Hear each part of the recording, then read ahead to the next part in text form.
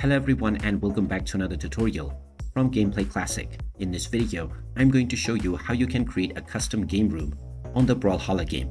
So let's get started right away. First of all, open up the Brawlhalla game on your device, and after you have been taken into the main menu, you will see various different options. From the left side, click on the custom game room option, and this will take you into this page. Here you can either join a room, browse for various different open game rooms, or create your very own. Click on the create room option, and now you can choose between private and public room. If you wish to open a room for everyone, click on the public room option. And if you wish to create a private room for just you and your friends, you can click on private room. Now this will create your private room right away. You can share the room number, which is displayed at the very top, with your friends. And your friends can simply click on the join custom room option and enter this code to join.